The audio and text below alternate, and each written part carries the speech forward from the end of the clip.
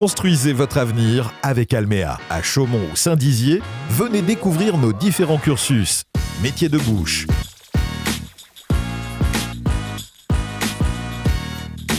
métier de l'hôtellerie-restauration, métier de la coiffure, métier du commerce ou encore métier de la maintenance. Découvrez également notre dispositif d'insertion professionnelle, le 2C. Plus d'informations sur le site d'Alméa Formation.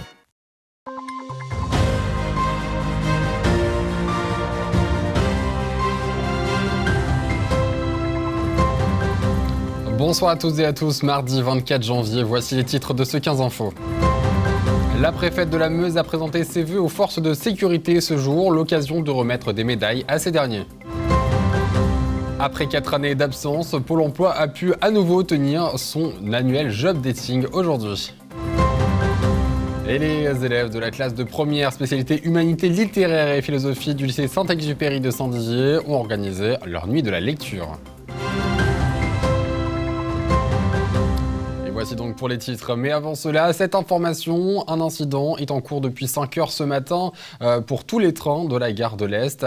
Ils sont restés à quai exceptionnellement, sauf quelques Transiliens. Le ministre des Transports Clément Beaune a affirmé à la mi-journée ne pas pouvoir encore garantir une reprise du trafic des trains pour demain mercredi. Une circulation paralysée après un incendie volontaire de câbles électriques. Écoutez. Il n'y aura pas de circulation pour les trains qui sont arrêtés aujourd'hui et tout est fait pour une reprise dans les meilleurs délais, mais on est encore dans l'incertitude à l'heure où on parle et c'est la SNCF qui précisera les choses autour de 17h pour la journée de demain. On ne peut pas encore la garantir. Il y a des traces d'essence, il y a un incendie qui a été fait, il y a 2 points qui ont été ciblés et je l'ai dit, il y a presque 50, 48 précisément câbles qui ont été incendiés.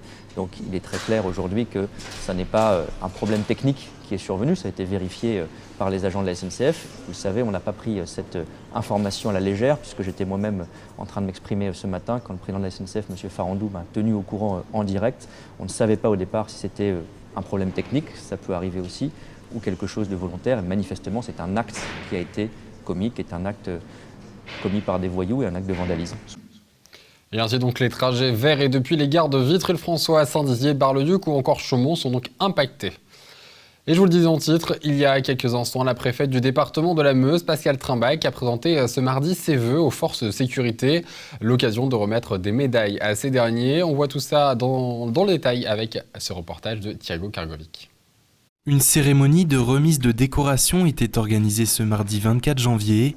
Dans les bâtiments de la préfecture de la Meuse, Madame Pascale Trimbach a prononcé ses vœux de nouvelle année aux forces de sécurité avant de remettre les médailles. Aujourd'hui, j'ai tenu à présenter mes vœux spécifiquement aux forces armées et forces de sécurité, puisque ce sont des forces qui concourent au bien-être de la population, qui protègent les populations et qui, au quotidien, font le maximum pour que les Meusiens puissent vivre en sécurité, en paix, face aux agressions, face aux incendies, face aux dangers, quels qu'ils soient. Au total, 5 policiers ont reçu la médaille de bronze pour acte de courage et de dévouement. Une médaille de la sécurité intérieure a été attribuée au directeur de cabinet. Et enfin, 7 médailles d'honneur de sapeurs-pompiers avec rosette pour service exceptionnel ont été décernées. Alors c'est vrai que cette médaille, on ne l'attend pas, on ne la demande pas. Être sapeur-pompier volontaire, c'est avant tout un engagement personnel et on va dire naturel qui n'a pas forcément d'explication, c'est une vocation. Par contre, c'est vrai que c'est une vraie reconnaissance d'un peu tous ces moments personnels sur lesquels on prend sur nous. C'est un geste fort de la part de la préfecture et du ministère qui reconnaît notre engagement. Ça fait toujours plaisir que l'on reconnaisse notre travail et puis que voilà quoi. C'est vrai que c'était une action un peu dangereuse, même plus que dangereuse. Et qu'on reconnaisse ce qu'on a fait, c'est plaisant aussi. Un véritable honneur pour ces hommes qui vient saluer le travail accompli de toute une carrière. Et je vous le disais en titre, après 4 ans d'absence, Pôle emploi a pu à nouveau organiser son annuel job dating. Les 9 agences d'intérim présentes à Saint-Dizier et partenaires avec Pôle emploi se sont toutes retrouvées dans la salle du Palace pour rencontrer une centaine de demandants d'emploi au fil de la journée. Un reportage de Brigitte Maestrassi. Ce mardi 24 janvier, Pôle emploi de Saint-Dizier a organisé un job dating dans la salle du Palace pour les boîtes d'intérim.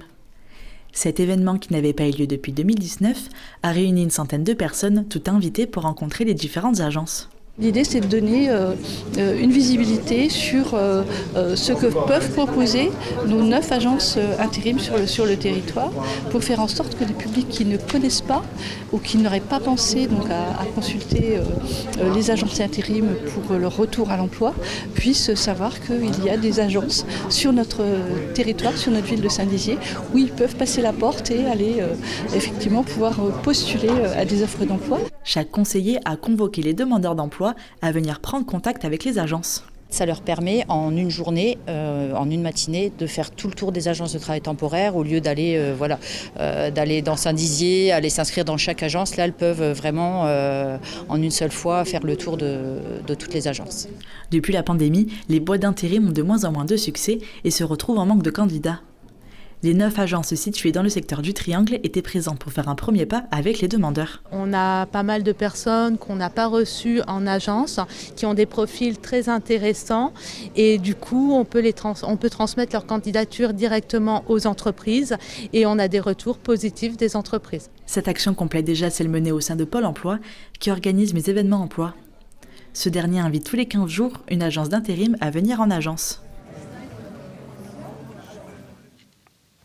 Des lycéens de l'établissement Saint-Exupéry de Saint-Dizier ont organisé des ateliers lecture en partenariat avec la librairie L'Arcelet hier, à l'occasion de la nuit de la lecture. Une première pour l'établissement et pour la classe de première, spécialité humanité littéraire et philosophie. Et ils ont reçu une centaine de spectateurs. Retour sur cette soirée avec Thiao Kargovic. Lundi 23 janvier, la nuit de la lecture s'est invitée pour la première fois dans les murs du lycée Saint-Exupéry.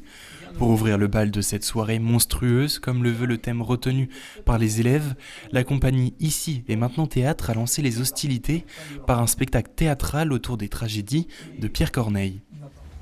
J'ai pris sa mort pour vrai, et ce n'était que feinte. Mais je trouve partout même sujet de plainte. Est-ce là cette gloire et ce haut rang d'honneur où le devait monter l'excès de son bonheur ? Le public est rapidement plongé dans ces récits envoûtants, tant par l'animosité que par la monstruosité de ces personnages, un avant-goût de ce qui attend les spectateurs pour la deuxième partie de la soirée, qui s'annonce tout autant mouvementée. Vous avez ici le corps d'un petit garçon. Seulement, nous ignorons tout de l'assassin. On a instauré une activité sur le livre de Stephen King, ça. Et cette activité est un escape game.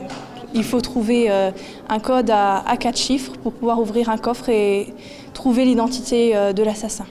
Dans la salle de classe 14005, le public revêt ainsi son uniforme d'enquêteur et passe au crible tous les éléments constituant de potentiels indices afin de retrouver l'identité du tueur. J'ai trouvé que l'activité elle était très sympathique, qu'ils étaient très investis et puis en tout cas c'était vraiment très sympa. Une fois l'enquête terminée et le tueur démasqué, place maintenant à la lecture publique théâtralisée par les élèves de l'option théâtre. L'histoire, pour résumer un peu, pour dire ce qu'elle contient, d'une sorte d'enfant assez isolé, qui est fragmenté par ses pensées. Et justement, ce qui est intéressant avec cette interprétation, c'est que on va segmenter entre 2 pôles. Donc là où la lecture va vraiment être ancrée, on va se concentrer sur 2 visions. Là où nous, on va faire la lecture, et l'autre va être plutôt côté théâtral. Une soirée qui se conclut sous les applaudissements du public.